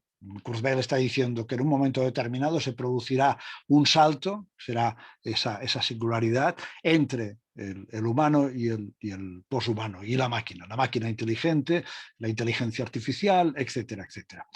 Bueno, son dos ámbitos contrapuestos que por otro lado se ayudan unos a otros, pero que debemos tenerlos en cuenta. Me parece que el eje central de Bartra nos indica en qué lugar estamos, nos permite pensar esta sinergia entre el cerebro exterior y el cerebro interior, es decir, una comunicación que tenemos no solamente con la tecnología, con la propia realidad, porque las instituciones son también tecnologías de alguna manera, y luego pues estas dos tradiciones. Me he olvidado de Marcus Gabriel, que es un filósofo más o menos de moda, un filósofo joven alemán, que sobre todo en este libro, Neoexistencialismo, hace una crítica del poshumanismo más tecnocrático, del tipo que creo que debe ser criticado. Bueno, esto forma una especie de constelación que debe ser investigada por aquellos de vosotros o de vosotras que estén interesados en ello. Y un nuevo salto bibliográfico, sería hacia Deleuze y Guattari. Deleuze y Guattari, a través de algunos de sus libros, aquí he puesto quizá los más conocidos o los más determinantes, establecen un pensamiento de la posmodernidad, un pensamiento relacionado con el cine y con el movimiento cinematográfico, sobre todo, ¿no? Ya sea en el Antiedipo, establecen una teoría del capitalismo como un capitalismo esquizofrénico. Deberíamos quizá en estos momentos hablar ya de un capitalismo paranoico más que esquizofrénico, y creo que la pandemia nos ha llevado claramente a este punto de una relación entre capitalismo y paranoia. 1000 mesetas, que es un libro trascendental, un poco difícil de leer, pero ahí hay unos conceptos extraordinarios como el de las máquinas deseantes, como el de rizoma, etcétera. Todo esto nos ayuda muchísimo a pensar la realidad, y como documentalistas debemos saber cómo pensamos la realidad y cómo ese pensamiento que desarrollamos a través de la tecnología se amolda o no se amolda a los requisitos de la realidad. Y por otro lado están los libros que Guattari elaboró por su cuenta, también trascendentales. Yo no quiero entrar en ello, simplemente quiero dejar sobre la mesa de que si se quisiera hacer una investigación sobre estos territorios que hemos empezado en la diapositiva anterior, se debería continuar por este camino. Y finalmente quizá desembocar en el pensamiento trascendental de Gilles Deleuze sobre el cine. Se conocen de Gilles Deleuze estos dos volúmenes de aquí abajo, la imagen movimiento, la imagen tiempo, estos son los más famosos, pero estos dos volúmenes son la destilación de sus clases, que están publicadas en 3 volúmenes, que son extraordinarias, porque ahí sí que ves además la potencia del pensamiento del propio Deleuze en el acto de realizarlo, ¿no? En los otros libros también son así, pero como ya son una destilación de conceptos, se ha perdido esta espontaneidad que está mostrando en las clases, en donde se barajan conceptos filosóficos, cinematográficos, literarios. Digamos que es un pensamiento en tiempo real, ¿no? Y un poco el ensayo tiene esta característica, no porque el ensayo sea cuando es cinematográfico en tiempo real, pero desarrolla algo que sería este pensamiento en tiempo real que el pensamiento metodológico no tiene, porque tiene que establecerse, tiene que consolidarse y tiene que cerrarse, mientras que este pensamiento del ensayo es un pensamiento en tiempo real. Y aquí hay muchísimos conceptos que desarrolla, pero 2 de ellos son quizá los ejes trascendentales. La imagen movimiento y la imagen tiempo. Para Deleuze, el cine, la historia del cine se divide en 2 mitades. Él estaba escribiendo esto a principios de los 80. Para elaborar esto, él recurre a André Bazin. Él no lo dice, pero si leemos a Bazin, veremos que Bazin hace una distinción muy parecida. Es decir, Deleuze dice, hasta la Segunda Guerra Mundial impera la imagen movimiento. Es decir, la imagen que nos muestra, que nos da una imagen indirecta del tiempo, a través del movimiento, es decir, a través del montaje, a través del añadido de los planos, tenemos un movimiento que nos representa el tiempo, pero no es el tiempo, no es la imagen directa del tiempo, sino una imagen indirecta del tiempo. A partir de la Segunda Guerra Mundial aparece la imagen tiempo, la imagen directa del tiempo. Si lo dividimos así, vemos que estamos hablando de un cine de montaje o el cine que instaura los flujos del plano secuencia. El plano secuencia, básicamente el plano secuencia, es el que establece esta posibilidad de una imagen directa del tiempo. Bazin hablaba de los directores que creen en la imagen y los que creen en la realidad, y establecía más o menos la misma partición. Los que creen en la imagen son los que creen en el montaje, Einstein, los que creen en la imagen como Murnau, etc. Los que creen en la realidad, Rossellini, neorrealistas, etc. Orson Welles decía, que sería discutible que no estuvieran los que creen en la imagen, y claro, la partición está ahí. O sea, el montaje primordial hasta la Segunda Guerra Mundial, el plano secuencia y el neorrealismo aparece después de la Segunda Guerra Mundial. Que los dos coinciden en este sentido. Pero los conceptos son interesantes, imagen, movimiento e imagen, tiempo. Voy a proponer 2 ejemplos, dos ejemplos en películas de ficción, aunque la de Kalatazov es una mezcla de documental y ficción. Básicamente es más documental que ficción.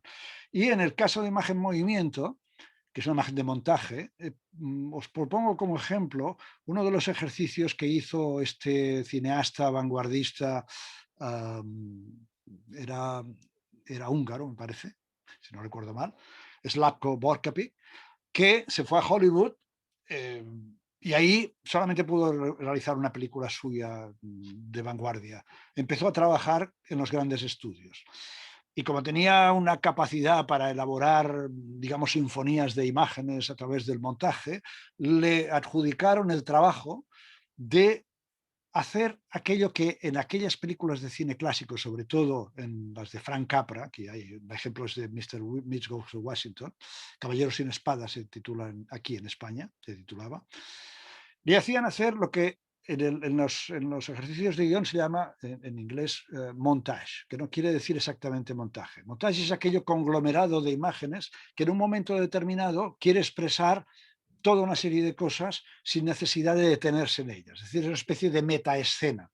En este caso, un joven congresista, James Stewart, llega a Washington y Capra quiere enseñarnos Washington, tal como lo ve este congresista que llega allá. Entonces nos hace una especie de film turístico, pero no lo hace Capra, se lo encarga a Borkovich, y Borkovich hace este segmento, que tiene una fortaleza y un fluido extraordinario, ¿no? Que veis que a través del montaje se construye este fluido de imágenes que serían imágenes indirectas del tiempo. En el caso de Soy Cuba, es una película de un director soviético extraordinario sobre Cuba, con una cámara extraordinaria que realiza planos secuencias que, bueno, no digo que no han sido superados, porque sí lo han sido, pero han sido durante mucho tiempo fundamentales. Imagen directa del tiempo. Aquí no hay montaje, aquí lo que vemos es un fluido de imágenes, por lo tanto una especie de escultura del tiempo, como diría Tarkovsky.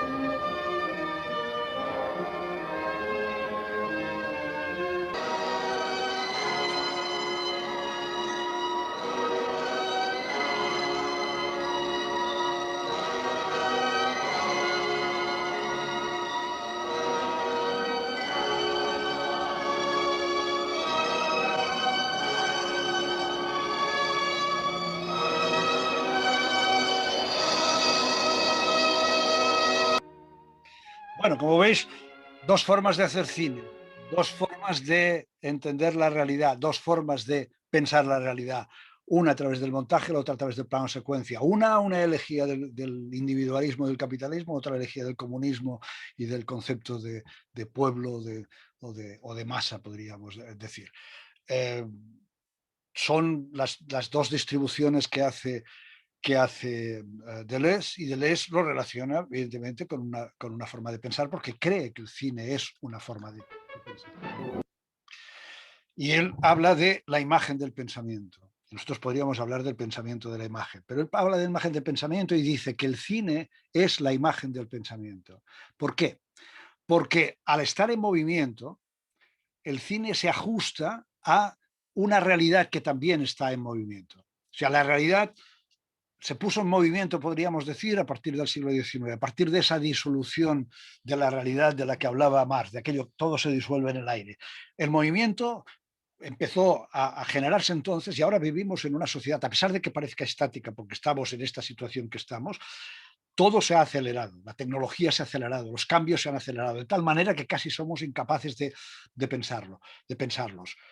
Porque claro, si los pensamos desde el punto de vista de la escritura o simplemente el punto de vista de las metodologías, nos encontramos con que la realidad siempre está desbordándose, porque cuando nosotros la fijamos en un concepto determinado, la realidad está ya más allá. En cambio, el cine, al ser en movimiento, al ser fluido, se adapta a ese movimiento de la realidad. Por eso Deleuze consideraba que el cine era la imagen que se daba al pensamiento a sí mismo, ¿no? Es decir, el pensamiento en esta época, la época en que él escribía, pero todavía ahora, que ahora lo podríamos ampliar, el pensamiento se entiende como este flujo de elementos, estas transformaciones que ocurren. desde esta perspectiva, no solamente a través del cine, por lo tanto el film ensayo, tenemos la herramienta necesaria para acomodarnos al movimiento de lo real, sino también para entender cómo es el pensamiento. Bueno, pues nosotros, de esta imagen del pensamiento que proponía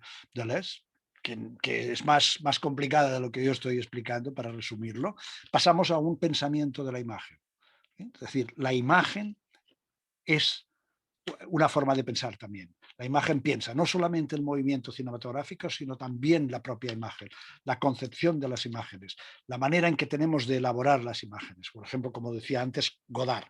Como Godard eh, superpone imágenes, como Godard hace que esas imágenes, al encontrarse unas con otras, desarrollen estas ideas. Este es el pensamiento de la imagen. Tanto tenemos un cine como forma de pensar y tenemos encima, superpuesto a esto, el hecho de poder pensar a través de las imágenes, con las imágenes.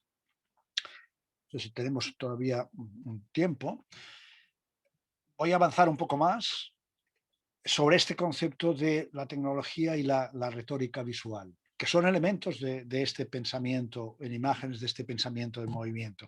Lo del movimiento a mí me parece trascendental, porque muchas veces no acabamos de captar qué significa el movimiento cinematográfico. O sea, el movimiento cinematográfico no significa simplemente un paso más hacia el realismo, que es como se contempla normalmente. Veamos que tenemos desde la fotografía, pero ya desde la pintura, desde el Renacimiento, con la idea de la perspectiva. Parece como si nuestra civilización o nuestra cultura fuera adquiriendo cada vez más una mayor capacidad para representar la realidad, para representar o para reproducir la realidad tal cual es. La pintura más realista la reproduce, hemos visto el cuadro del libro de las horas, la fotografía lo reproduce mejor todavía, porque ya ni siquiera hay el gesto del pintor, sino que es la propia luz la que se marca en el negativo fotográfico. El cine le añadiría movimiento a esto a la fotografía, y por lo tanto sería todavía más realista. Y si damos el salto hacia la realidad virtual, pues nos encontraríamos con una imagen que es envolvente y que por lo tanto reproduce la situación en que nosotros nos encontramos en el mundo. Esta es una manera de verlo. La otra manera es verlo a través de esta concepción más vanguardista, más estética, la posibilidad de transformar esta realidad a través de esos movimientos, a través de estas inmersiones, etc. El cine no solamente incorpora el movimiento natural, sino que hace que haya un movimiento de las propias imágenes y un movimiento de nuestro pensamiento. Es decir, las imágenes se mueven y al moverse se transforman. Se transforman a través del plano secuencia, que no deja de ser una manera de esculpir a través del tiempo la propia realidad. Si plano secuencia es fijo, podemos confundirlo con el espacio natural, pero si el plano secuencia es móvil, nos damos cuenta de que estamos seleccionando unas partes de esa imagen y que esas partes se nos están mostrando como si fueran una escultura fluida, pero también a través del montaje se produce esta fluidez. Por lo tanto, aquí hay una forma distinta de ver esta evolución. Porque algo me he olvidado antes de decir algo que creo que es trascendental, y es que en esas tres avenidas que he mostrado de la avenida del cine de ficción, del cine documental y del cine de vanguardia, cuando estas confluyen, se produce un cruce entre el documental y la vanguardia, no solamente el cine de vanguardia, sino la vanguardia artística, que vale la pena considerar. Yo tengo la sensación, y creo que no soy yo el único que la tiene, que de alguna manera la vanguardia artística, la vanguardia estética, ha perdido ya fuerza y consistencia. No digo yo que no hayan productos de vanguardia muy interesantes y muy sugestivos, pero por regla general, cuando nos enfrentamos a certámenes del arte o exposiciones de arte conceptual contemporáneo, de alguna forma todos tenemos la sensación de que, primero, que se nos está mostrando prácticamente lo mismo, y luego que es muy aleatorio y muy ambiguo lo que se nos muestra. Falta esa emoción que el realismo tenía y que la vanguardia de alguna manera ha intentado suprimir. Lo cual querría decir que de alguna forma el postdocumental implicaría una vuelta a la realidad, ¿no? Un retorno de lo real, decía un autor americano llamado Hal Foster. Escribió un libro que se titulaba El retorno de lo real, ¿no? Por lo tanto, deberíamos considerarlo esto, que el postdocumental recoge el realismo del documental y lo transforma a través de la estética de la vanguardia. Pero ¿qué ocurre ahí? Es decir, que el postdocumental recoge la energía experimental de la vanguardia, pero le da la vuelta a esa estética. Mientras que en la vanguardia artística la estética era una finalidad, es decir, se trataba de producir productos estéticos lo más radicales posible cada vez más. En el caso del postdocumental, de lo que se trata es de que la estética sea la plataforma a partir de la que se examina la realidad, es decir, instrumentos para examinar la realidad. Tenemos el mismo vigor vanguardista y estético que tenía esas vanguardias que para mí, en general, están las tradicionales, me refiero, que llegan al arte conceptual, no sé, a las derivas neovanguardistas posteriores, etcétera, recoge esta energía, pero la transforma al darle un giro también. Hace que la estética esté en la base. Entonces los postdocumentalistas, el documental subjetivo del cine ensayo, etcétera, lo que tienen es una herramienta estética, pero la utilizan para investigar la realidad, para profundizar la realidad. Esta es la diferencia. Y esta estética está mediatizada, por supuesto, por la tecnología. Y esa tecnología produce elementos retóricos, que son retóricos en el sentido de la retórica clásica, pero con una retórica nueva. Godard es una fuente constante de producción de nuevas formas retóricas de este tipo. Volvamos de nuevo al concepto de imagen-movimiento, imagen-tiempo, para que lo veamos desde esta perspectiva de la tecnología, en este caso de la tecnología fotográfica. Es decir, la tecnología fotográfica anterior al cine llegó a un punto en el que solamente tenía que dar un paso para mostrar el cine, pero precisamente porque lo mostraba desde el punto de vista de la fotografía, era más didáctica con respecto a la transformación que iba a suponer el cine. Es decir, por ejemplo, las conocidas imágenes de Moubridge son imágenes movimiento. ¿Por qué? Porque son esas imágenes de montaje. Aquí no hay movimiento, pero lo que sí hay son una serie de cuadros que reproducen las fases del montaje. O sea, las fases del caminar, del subir las escaleras, por lo tanto, fases de un montaje. Por el contrario, Jules Marais, que trabajaba más o menos al mismo tiempo que Moubridge, en Francia, en uno en Estados Unidos, otro en Francia, hacía imágenes tiempo. ¿Por qué? Porque en lugar de establecer planos separados, lo que hacía era conjugar las diferentes fases de un movimiento, como por ejemplo el salto de pértiga, en una misma imagen. Fijaros que desde un punto de vista, digamos, un poco metafórico, uno representa el film de montaje, por lo tanto, imagen de movimiento, el otro representa el film del plano secuencia, todo en una sola imagen en la que está representado el movimiento, por lo tanto, imagen-tiempo. Y esos conceptos de imagen, movimiento, imagen, tiempo, como he dicho, hay que trasladarlos más allá del cine, hay que trasladarlos también en esta concepción retórica a través de la que pensamos la realidad. Por ejemplo, cineastas olvidados como Jan Epstein y que hoy deberían ser recuperados, que en realidad lo han empezado a ser porque una editorial, Shangri-La, publicó hace poco, este año pasado, un volumen con diversos escritos de diversos autores sobre Jan Epstein, después de un tiempo en que Epstein había estado olvidado. Y habían prometido que publicarían un par de volúmenes con los escritos de Epstein, que son extraordinarios. O sea, Epstein tenía también una gran intuición sobre lo que debía ser el cine. Yo lo muestro como ejemplo de una secuencia muy, digamos, muy peculiar en el cine y de cómo esa secuencia que es realista al principio se transforma en una secuencia simbólica de una belleza extraordinaria a través de superponer imágenes, es decir, a través de hacer superposiciones que este cine impresionista francés, sobre todo el de Einstein, empleaba con mucha frecuencia y que luego se ha olvidado en pos de este realismo, digamos, a veces un poco plano, veces muy potente, evidentemente, pero a veces un poco plano, que nos muestra el cine actual, tiene más tradicional, ¿no? Y muchas veces también las series de televisión, que pueden ser fotográficamente potentes, pero que no utilizan esta retórica, que yo creo que debe recuperarse. Godard la recupera, por supuesto, pero debe recuperarse en el campo del ensayo.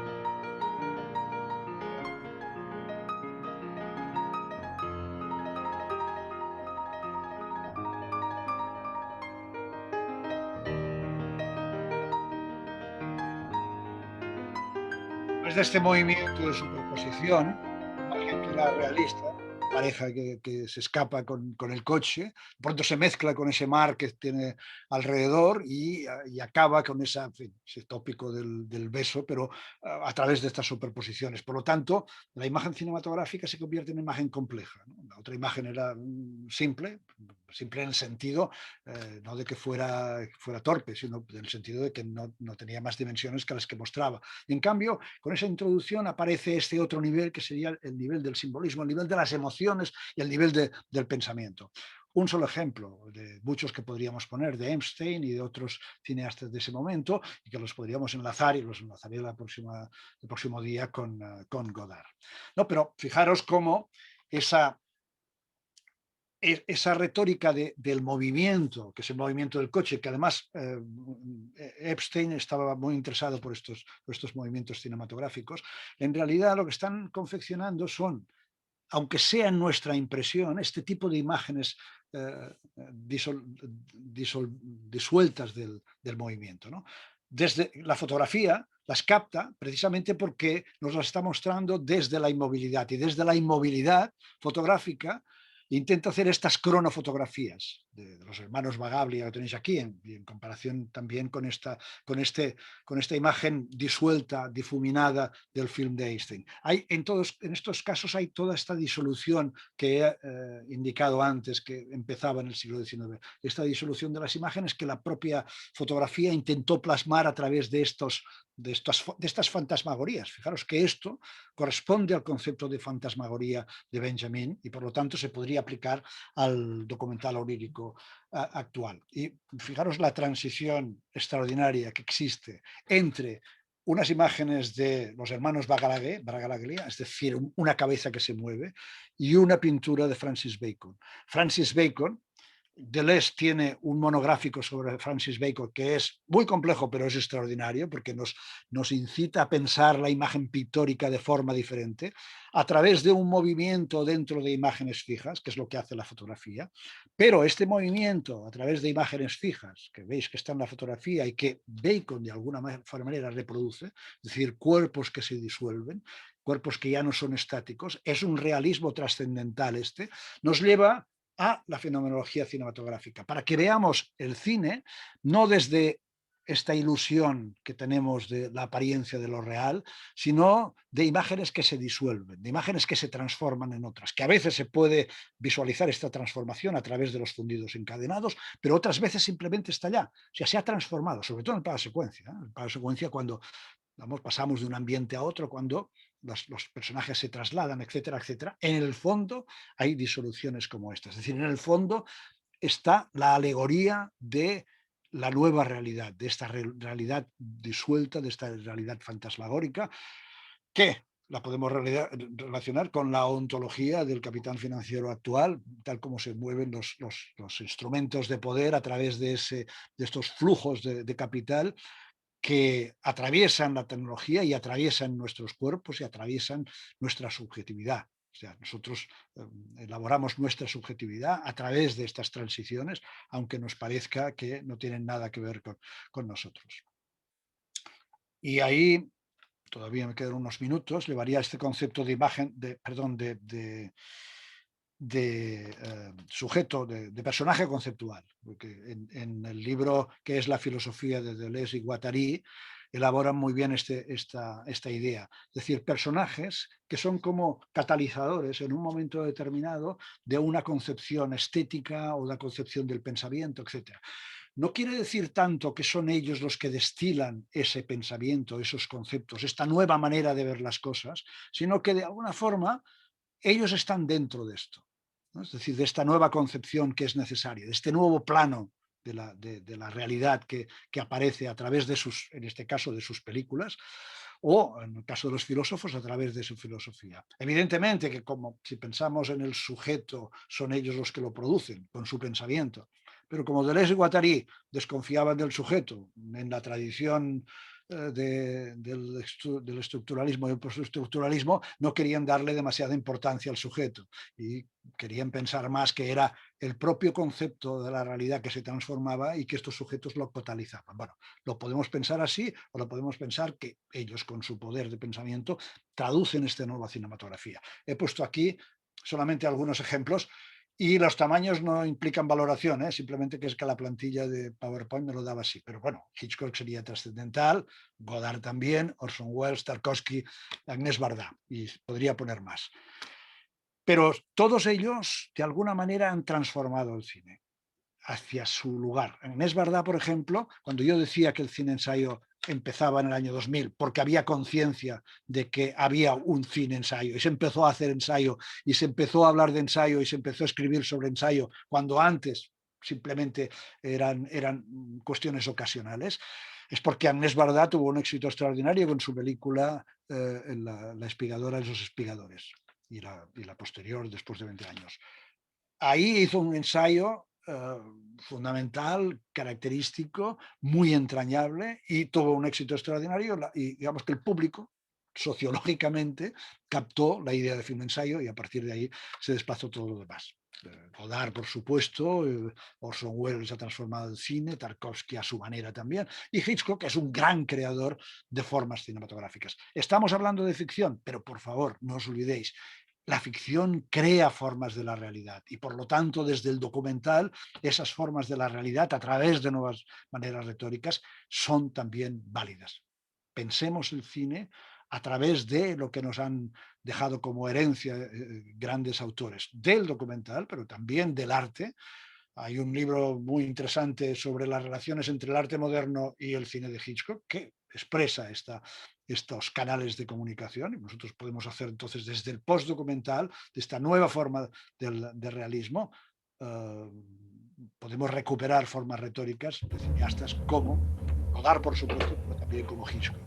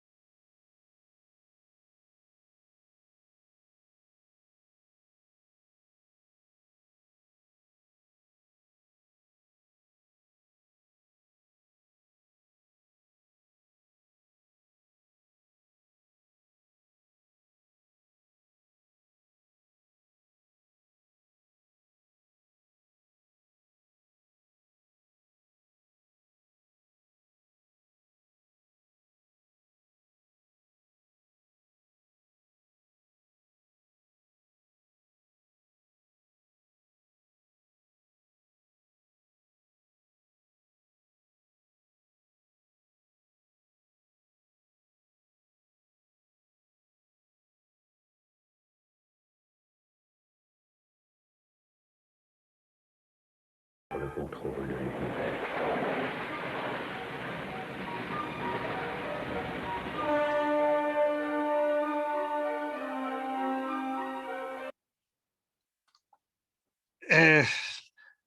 Godard lo tiene claro. Dice, hemos olvidado por qué esto, qué pasaba con estos plots, con estas historias. Porque a propio Hitchcock le interesaba un poco. Sin embargo, no hemos olvidado por qué llega este auto, o no porque, bueno, hemos olvidado esta imagen de estas llaves, esta imagen de este autocar, estas imágenes, esta imagen de alguien subiendo la escalera, Cary Grant subiendo la escalera con el vaso de leche.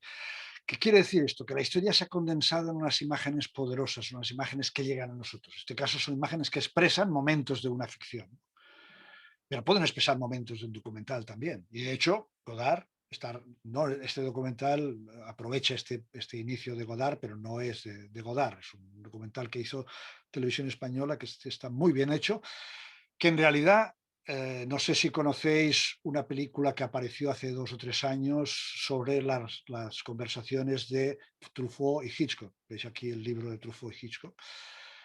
Ese documental que apareció en los cines y que se le dio mucho bombo y platillo es mucho más deficiente que este documental que hizo Televisión, no era Televisión Española, era Canal Plus en un momento determinado. Hizo este documental que estaba muy bien. Creo que era de Canal Plus, debía ser Canal Plus francés y por eso tenía los subtítulos. Se introducía en estas conversaciones entre François Truffaut y Hitchcock que son muy ilustrativas. Recomiendo la lectura de este libro porque ahí ve uno cómo funciona el pensamiento cinematográfico en un genio como Hitchcock. Y luego ha habido algún otro libro, como este que he puesto aquí, donde se extiende este concepto del puro cinema, es decir, un cine hecho a través de las imágenes a otros cineastas. Esto simplemente para indicar la importancia de la retórica relacionada con la cámara, relacionada con el montaje, relacionada con la posibilidad de la imaginación introducida en las imágenes sin abandonar la realidad.